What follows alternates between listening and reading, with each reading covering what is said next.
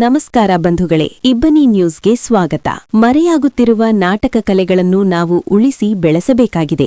ಶಾಂತಲಿಂಗ ದೇಶಿಕೇಂದ್ರ ಮಹಾಸ್ವಾಮಿಗಳು. ಹರಪನಹಳ್ಳಿ ತಾಲೂಕಿನ ಅರಸೀಕೆರೆ ಗ್ರಾಮದ ಕೋಲಾ ಶಾಂತೇಶ್ವರ ರಂಗಮಂದಿರದಲ್ಲಿ ಶ್ರೀ ಕೋಲಾ ಶಾಂತೇಶ್ವರ ರಥೋತ್ಸವದ ಪ್ರಯುಕ್ತ ದಿನಾಂಕ 2-4-2026 ಗುರುವಾರ ರಾತ್ರಿ ಸಂಗ್ಯಾ ಬಾಳ್ಯ ಅರ್ಥಾತ್ ಮಿತ್ರದ್ರೋಹಿ ಎಂಬ ನಾಟಕವನ್ನು ಪ್ರದರ್ಶಿಸಲಾಯಿತು. ಶಾಂತಲಿಂಗ ದೇಶಿಕೇಂದ್ರ ಮಹಾಸ್ವಾಮಿಗಳು ಕಾರ್ಯಕ್ರಮ ಉದ್ಘಾಟಿಸಿ ಮಾತನಾಡಿ, ಇತ್ತೀಚಿನ ದಿನಗಳಲ್ಲಿ ಸಾಮಾಜಿಕ, ಪೌರಾಣಿಕ, ಐತಿಹಾಸಿಕ, ಹಾಸ್ಯ ನಾಟಕ, ಶೋಕಾಂತ ನಾಟಕಗಳು ಮರೆಯಾಗುತ್ತಿವೆ.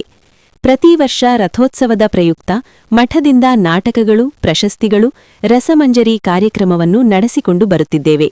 ಈ ವರ್ಷ ಸಂಗ್ಯಾ ಬಾಳ್ಯ, ಶನಿ ಮಹಾತ್ಮೆ ನಾಟಕಗಳನ್ನು ಹಮ್ಮಿಕೊಂಡಿದ್ದೇವೆ.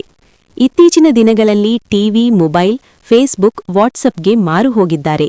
ಗ್ರಾಮೀಣ ಭಾಗದ ಕಲೆಗಳನ್ನು ಉಳಿಸಿ, ಬೆಳೆಸಿ ಪ್ರೋತ್ಸಾಹಿಸಬೇಕು. ದಿವಂಗತ ಎಂಪಿ ಪ್ರಕಾಶ್ ರವರು ನಾಟಕ ವೃತ್ತಿ ರಂಗಭೂಮಿ ಕಲೆಗೆ ಪ್ರೋತ್ಸಾಹ ನೀಡಿ ಸಂಗ್ಯಾ ಬಾಳ್ಯ ನಾಟಕದಲ್ಲಿ ಪ್ರದರ್ಶನ ಮಾಡಿದ್ದರು ಎಂದು ಹೇಳಿದರು. ಕಲ್ಯಾಣ ಕರ್ನಾಟಕ ಒಕ್ಕೂಟದ ಜಿಲ್ಲಾಧ್ಯಕ್ಷ ಡಾ ರಮೇಶ್ ಅಂಚಿನಮನೆ ಮಾತನಾಡಿ, ಪ್ರತಿಯೊಂದು ಜಾತ್ರೆ, ಹಬ್ಬ, ರಥೋತ್ಸವ ಹಾಗೂ ಸುಗ್ಗಿ ಕಾಲದಲ್ಲಿ ಹಿರಿಯರು ನಾಟಕಗಳನ್ನು ನಡೆಸಿಕೊಂಡು ಬರುತ್ತಿದ್ದರು. ಈ ಊರಿನಲ್ಲಿ ಶ್ರೀಮಠದಿಂದ ಕಲಾವಿದರಿಗೆ ಪ್ರೋತ್ಸಾಹ ನೀಡುತ್ತಾ ಬಂದಿದ್ದಾರೆ ಹಾಗೂ ಸನ್ಮಾನ ಕಾರ್ಯಕ್ರಮಗಳನ್ನು ನಡೆಸಿಕೊಂಡು ಬರುತ್ತಿದ್ದಾರೆ. ಜಿಲ್ಲೆಯ 6 ತಾಲೂಕುಗಳಲ್ಲಿ ಹಿರಿಯ ಕಲಾವಿದರನ್ನು ಗುರುತಿಸಿ ಹಂಪಿ ವಿಶ್ವವಿದ್ಯಾಲಯದಲ್ಲಿ ಸನ್ಮಾನಿಸಿ ಪ್ರಶಸ್ತಿ ವಿತರಿಸಲಾಗುವುದು. ದಿನಾಂಕ 27-4-2026 ಬೆಂಗಳೂರಿನಲ್ಲಿ ರಾಜ್ಯಮಟ್ಟದ ಹಿರಿಯ ಕಲಾವಿದರನ್ನು ಆಯ್ಕೆ ಮಾಡಿ ಪ್ರಶಸ್ತಿ ನೀಡಲಾಗುವುದು. ಎಲ್ಲ ಹಿರಿಯ ಕಲಾವಿದರು ಕಾರ್ಯಕ್ರಮದಲ್ಲಿ ಭಾಗವಹಿಸಬೇಕೆಂದು ಮನವಿ ಮಾಡಿದರು.